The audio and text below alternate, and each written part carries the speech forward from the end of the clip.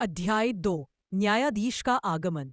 न्यायालय के सबसे ऊंचे आसन पर, जहां आमतौर पर कोई मूर्ति या प्रतीक होता है, एक गहरी परछाई थी। तभी एक ठंडी गूंजती हुई आवाज आई, आजमोन, 3 सहस्राब्दी में तुमने हजारों आत्माओं को भ्रमित किया। तुमने अपनी शक्ति का उपयोग केवल अराजकता फैलाने के लिए किया। तुम्हारा अपराध स्पष्ट है। आवाज का स्रोत यम अधिकारी थे। वे न तो देवदूत थे, न ही दानव। वे सृष्टि के शाश्वत संतुलन के रक्षक थे। उनके चेहरे पर कोई भाव नहीं था, लेकिन उनकी आंखें तारों की धूल से बनी लगती थीं, जो हर झूठ को भेद सकती थीं। आजमोन का बचाव कर रहा था एक बौना, कमजोर सा शैतान जिसका नाम निक था। निक ने कांपते हुए अपने वकील का चोला ठीक किया और बोला, हे यम अधिकारी, मैं आपके सामने उस संतुलन की दुहाई देता हूं जिसकी आप रक्षा करते हैं। आजमोन पर आरोप है कि उसने एक इंसान को, जो पहले से अंधेरे में था, अंधा बना दिया। लेकिन अंधा करना तो मनुष्य का काम है। निक की दलीलें अटपटी थीं, लेकिन उनमें एक तर्क छिपा था। क्या शैतान सिर्फ वही कर सकता है जो मनुष्य भी इच्छा में पहले से हो? सत्य का साक्षी यम अधिकारी ने एक पल के लिए अपनी आंखें बंद की। पूरी अदालत की मोमबत्तियां अचानक बुझ गईं। चारों ओर पूर्ण अंधेरा छा गया। साक्षी को बुलाया जाए, अधिकारी ने कहा। अंधेरे के बीचों बीच एक अदृश्य, पीड़ादायक चीख उठी। वह चीख आजमून के शिकार, उस मनुष्य की थी। यम अधिकारी ने आजमून की ओर देखा।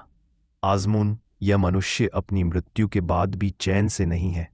क्या तुम स्वीकार करते हो कि तुमने इसकी आत्मा को इस तरह दूषित किया कि वह अब मुक्त नहीं हो सकती? आजमून डर से कराह उठा। नरक में पीड़ा सहना आसान था, लेकिन इस न्यायालय में सत्य का सामना करना सबसे बड़ा दंड था। मैंने उसे भ्रमित किया ताकि वह दूसरों को धोखा दे। यह मेरे स्वभाव में है, आजमून हकलाया। यम अधिकारी ने कठोरता से जवाब दिया, मनुष्य का भ्रम तुम्हारी स्वतंत्रता है, लेकिन किसी आत्मा को इतना दूषित करना कि वह तुम्हारे नियंत्रण से भी बाहर हो जाए, यह अधोलोक के अनुशासन का उल्लंघन है। अराजकता। अराजकता का बीज अराजकता को जन्म देता है। अचानक अदालत की मोमबत्तियां फिर जल उठी। चारों ओर की हवा इतनी भारी हो गई कि निक, आजमून का वकील, फर्श पर बैठ गया। यम अधिकारी ने फैसला सुनाया। उनकी आवाज़ अब बिजली की कड़कड़ाहट जैसी थी। आजमून, अधोलोक में संतुलन तोड़ने के अपराध में तुम्हें तुम्हारी सबसे प्यारी शक्ति से वंचित किया जाता है। आजमून चिल्लाया, नहीं, मेरी भ्रम की शक्ति नहीं। आज से तुम सत्य बोलोगे। अधिकारी ने घोषणा की, तुम्हारी जीभ झूठ नहीं बोल पाएगी। तुम्हें मनुष्यों के बीच वापस भेजा जाएगा। तुम उनके बीच घूमोगे और तुम्हारा हर शब्द, हर विचार सत्य होगा।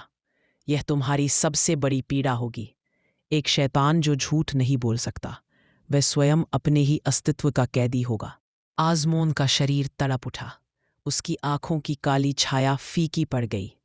वह केवल सत्य बोलने वाले एक साधारण शैतान में बदल गया। यम अधिकारी ने हथौड़े से वार किया। आवाज पूरी अनंतता में गूंज उठी। न्यायालय समाप्त हुआ।